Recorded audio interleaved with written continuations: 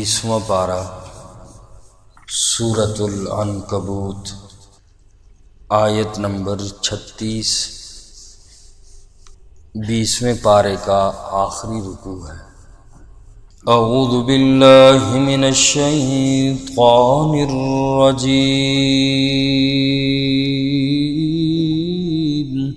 بسم اللہ الرحمن الرحیم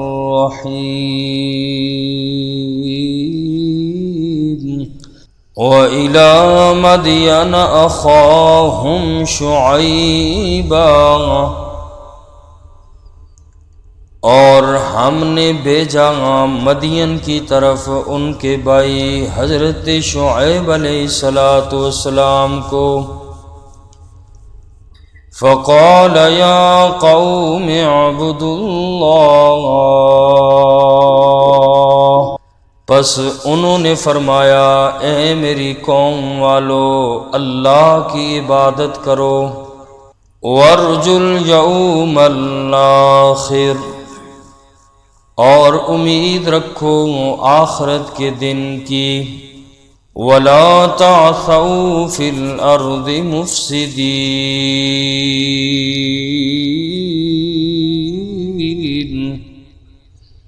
اور نہ برپا کرو زمین میں فساد۔ اس سے پہلی آیت پاک میں آیات کے اندر حضرت لوط علیہ السلام کا واقعہ بیان ہوا، اور اس سے پہلے حضرت ابراہیم خلیل اللہ علیہ السلام کا۔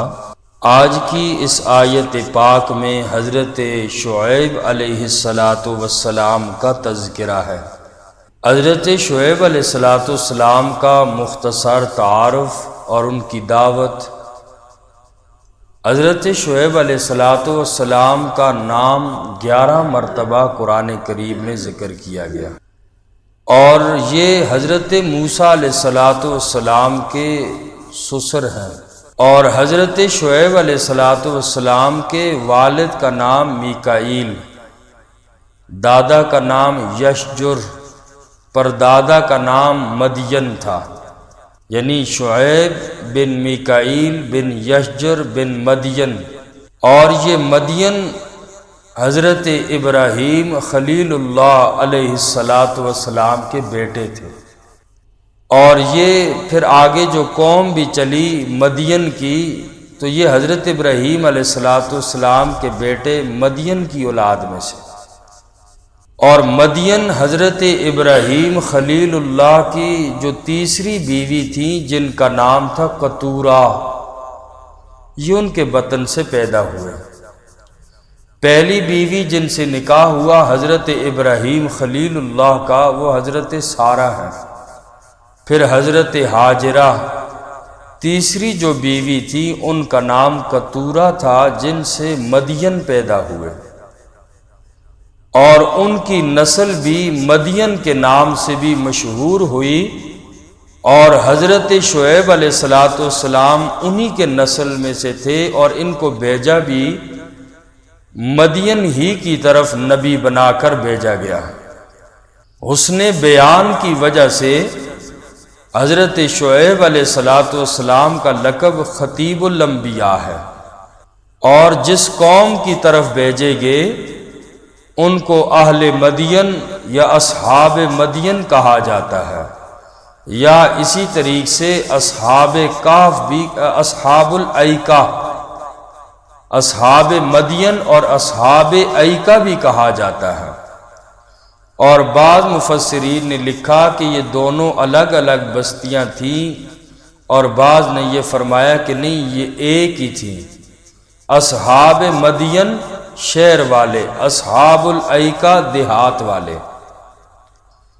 اور حضرت شعیب علیہ السلام کی جو قوم تھی، سورہ اعراف اور اسی طریقے سے سورہ شعراء میں بھی ان کا ذکر ہوا۔ حضرت شعیب علیہ السلام کی جو قوم تھی، ایک تو وہ بت پرستی کے ساتھ ساتھ ناپ تول میں بھی کمی کرتی تھی، اور اس قوم پر اللہ کا عذاب آیا، زلزلہ برپا ہوا زمین میں، اور آسمان سے ایک آیت میں فرمایا کہ حضرت جبرائیل کی چیخ بھی سنائی دی اور جس سے یہ لوگ ہلاک ہو گئے۔ اور اسی طرح ایک اور عذاب کا ذکر بھی آتا ہے سورۃ الشعراء آیت نمبر 189 میں، فَأَخَذَهُمْ عَذَابُ يَوْمِ الظُّلَّةِ، سائے والے دن کا عذاب۔ شعیب علیہ السلام کی قوم پر پہلے تو یہ سخت گرمی مسلط ہوئی، دم ان کا گھٹنے لگا، نہ کسی سائے میں چین آتا نہ پانی میں، اور یہ جنگل کی طرف بھاگے، یا بعض نے یہی کہا کہ جنگل والوں پہ یہی عذاب آیا، جنگل میں جمع ہوئے، ایک بادل آسمان میں انہوں نے دیکھا اور یہ اس بادل کے سائے میں جمع ہو گئے کہ چلیں اب گرمی کی شدت کم ہوگی۔ پھر اس بادل سے اللہ نے آگ برسائی۔ اب سوال یہ ہوتا ہے کہ ایک آیت میں فرمایا کہ زلزلے کا عذاب آیا، جیسے کہ آیت نمبر 37 سورۃ العنکبوت آگے پڑھیں گے، فَأَخَذَتْهُمُ الرَّجْفَةُ فَأَصْبَحُوا فِي دَارِهِمْ جَاثِمِينَ۔ اللہ فرماتے ہیں ان کو زلزلے نے پکڑا اور وہ اپنے گھروں میں اوندے منہ گرنے والے ہو گئے۔ اور جبکہ سورۃ الشعراء میں فرمایا فَكَذَّبُوهُ فَأَخَذَهُمْ عَذَابُ يَوْمِ الظُّلَّةِ کہ ان پہ سائے والے دن کا عذاب آیا، وہ سائے کے نیچے جمع ہوئے تو آگ برسی۔ اور اس صورت میں فرمایا کہ فَأَصْبَحُوا فِي دَارِهِمْ جَاثِمِينَ کہ گھروں کے اندر ان کو عذاب آیا اور گھروں کے اندر اوندے منہ گرے پڑے تھے۔ تو ایک آیت میں فرمایا کہ اوندے منہ پڑے ہوئے تھے گھروں کے اندر، اور جبکہ دوسری آیت کریمہ میں فرمایا کہ ان کو سائے والے دن کے عذاب نے پکڑ لیا، اس بادل سے آگ برسی۔ تو ان دونوں آیتوں سے یوں ان میں تطبیق ہوگی کہ چونکہ آپ کو معلوم ہے کہ حضرت شعیب علیہ السلام وہ واحد نبی ہیں جو دو بستیوں کی طرف نبی بنا کر بھیجے گئے، ایک اصحاب مدین کی طرف شہر والے کی طرف، اور دوسری بستی اصحاب الایکہ دیہات کے رہنے والے۔ تو جو جنگل والے تھے ان پہ جو اللہ کا عذاب آیا وہ آیا یوم الظلہ، سائے والا عذاب، وہ بادل سے آئے تو جنگل والے سارے ادھر جمع ہوئے، وہ یوں ہلاک ہو گئے۔ اور اصحاب مدین فَأَخَذَتْهُمُ الرَّجْفَةُ فَأَصْبَحُوا فِي دَارِهِمْ جَاثِمِينَ، اصحاب مدین پہ زلزلے کا عذاب آیا اور وہ اوندے منہ گرے پڑے رہ گئے۔ تو حضرت شعیب علیہ السلام کی قوم کے عذاب میں ایک سورہ ہود میں صیحہ کا لفظ بھی آتا ہے۔ تو یہ دو طرح کے عذاب کا ذکر ہے۔ تو چونکہ یہ دو بستیوں کی طرف بھی مبعوث ہوئے تھے، اس لیے ان کے عذاب قوموں کا مختلف صورتوں میں مختلف عذاب ذکر کیا گیا۔ تو آدمی یہ نہ سمجھے کہ ایک قرآن کی ایک آیت تو کہتی ہے کہ گھروں کے اندر مر گئے اور دوسری کہتے ہیں جنگل میں مر گئے، تو یہ دونوں بستیوں کا الگ الگ عذاب جو ہے قرآن نے ذکر فرمایا ہے۔ فرمایا وَإِلَى مَدْيَنَ أَخَاهُمْ شُعَيْبًا، اور ہم نے بھیجا مدین کی طرف ان کے بھائی حضرت شعیب علیہ السلام کو، فَقَالَ يَا قَوْمِ اعْبُدُوا اللَّهَ،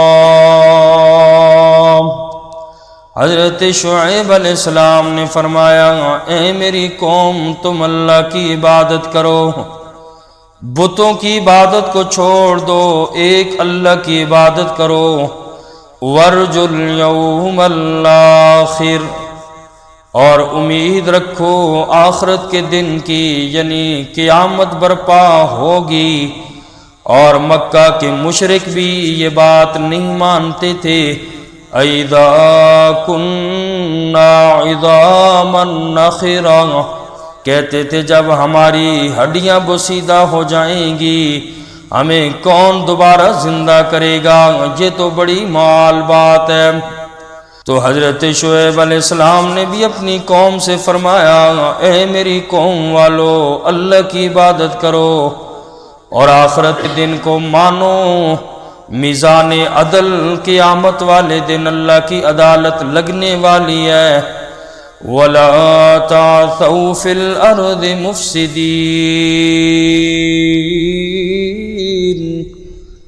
اور زمین میں فساد کرنے والے نہ بنو، اور فساد سب سے بڑا فساد شرک ہے۔ فَكَذَّبُوهُ، حضرت شعیب علیہ السلام نے اپنی قوم کو اللہ کی توحید کی طرف بلایا، لیکن قوم والوں نے حضرت شعیب علیہ السلام کو جھٹلا دیا۔ فَكَذَّبُوهُ، پس ان قوم والوں نے جھٹلایا حضرت شعیب علیہ السلام کو۔ فَأَخَذَتْهُمُ الرَّجْفَةُ، پس پکڑ لیا ان کو زلزلے نے، زمین سے زلزلہ آیا۔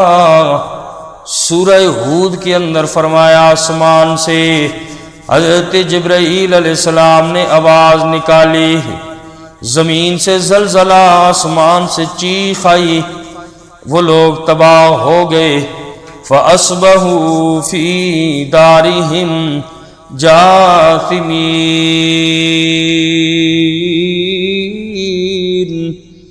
پس ہو گئے اپنے گھروں میں اوندے منہ گرنے والے۔ وَعَادًا وَثَمُودًا، اور ہم نے ہلاک کیا قوم عاد اور قوم سمود کو، اور ان کی ہلاکت کی نشانی دیکھنی ہو۔ وَقَدْ تَبَيَّنَ لَكُم مِّن مَّسَاكِنِهِمْ، پس تحقیق واضح ہو چکے تمہارے سامنے ان کے گھر۔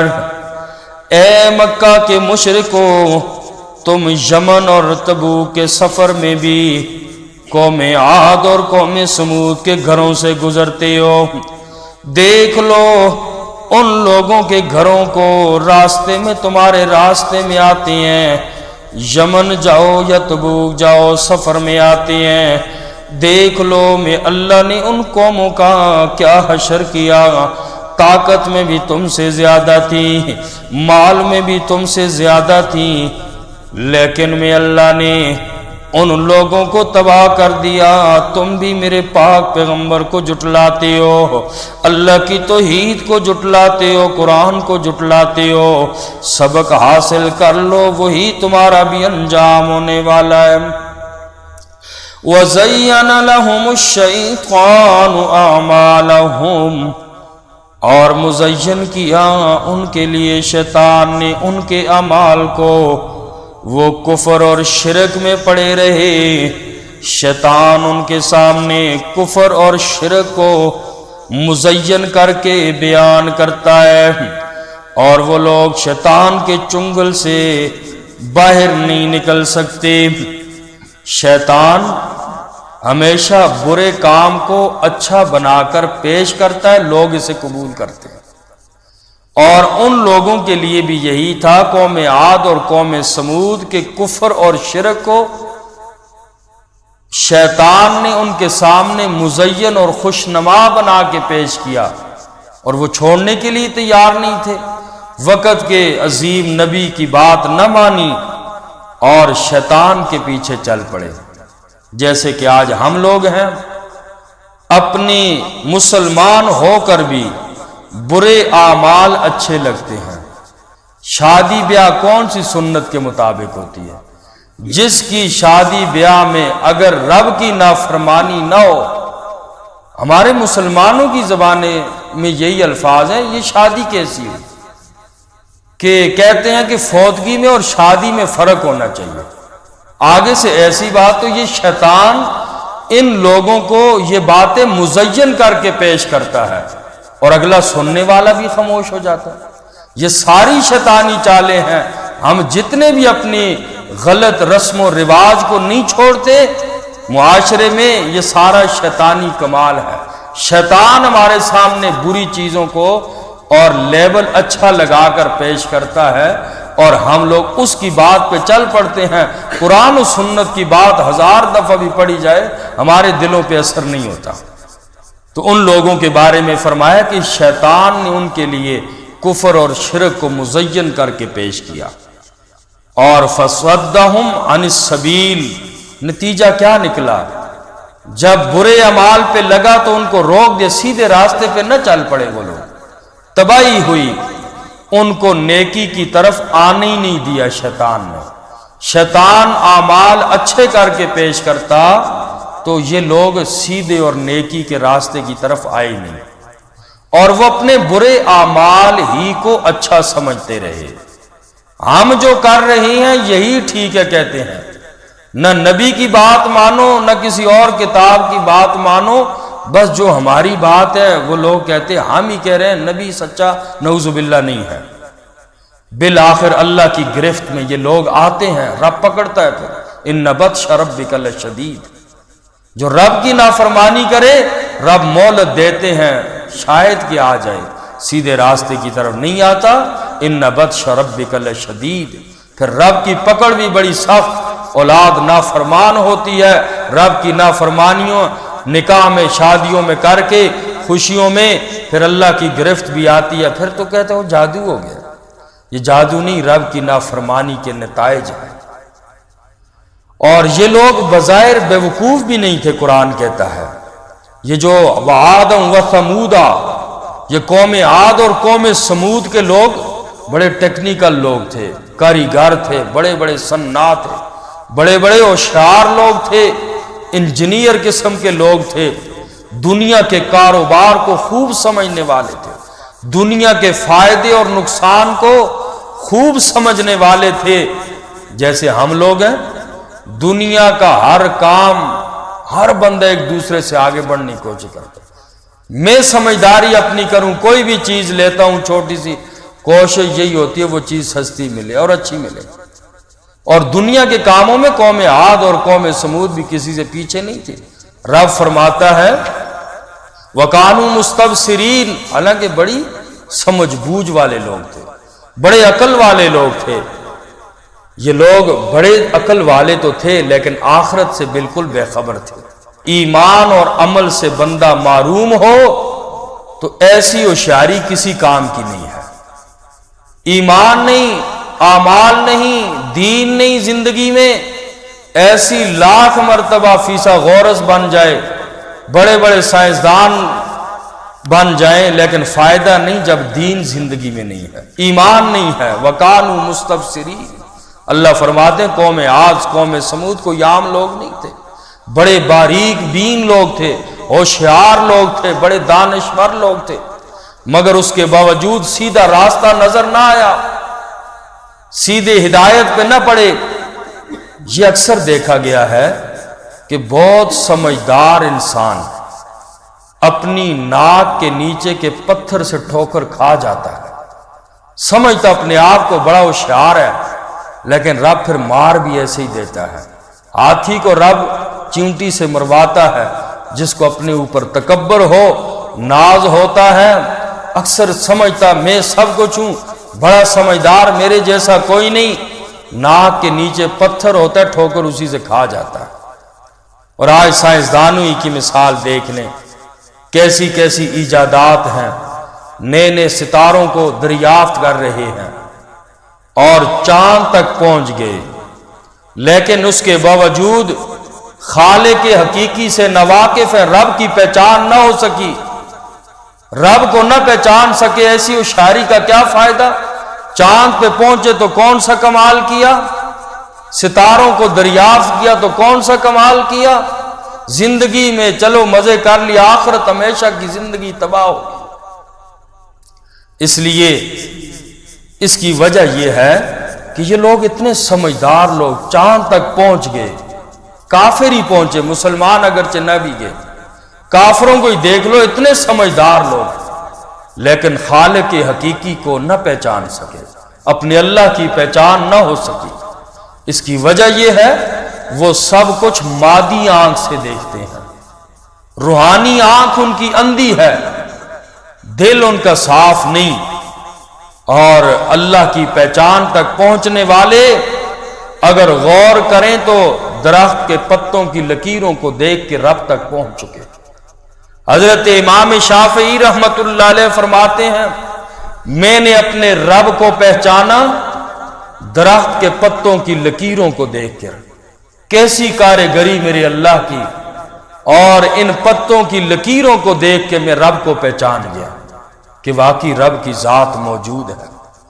تو انسان اگر مادی آنکھ سے نہ دیکھے اور روحانی آنکھ سے دیکھے تو رب ذرے سے بھی رب کی معرفت تک پہنچ جاتا ہے۔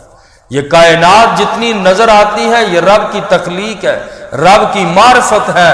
پہنچنا چاہے تو انسان ایک چیز پہ بھی غور کرے، اپنے اللہ کو پہچان لیتا ہے، اپنے اندر ہی غور کرے، انسان اپنے نفس پر ہی غور کرے تو اللہ کی پہچان ہو جاتی ہے، وگرنہ بڑی ٹیکنالوجی کے ذریعے چاند تک ستاروں تک بھی پہنچ جائے، رب کو نہ پہچانا تو ایسی ہوشیاری بھی کسی کام کی نہیں۔ تو اللہ فرماتے وعاد و ثمود وقد تبین لکم من مساکنہم، اور ہم نے ہلاک کیا قوم عاد قوم سمود کو، واضح ہو چکے تمہارے سامنے ان لوگوں کے گھر، دیکھ لو کیسے کھنڈرات بنے ہوئے ہیں۔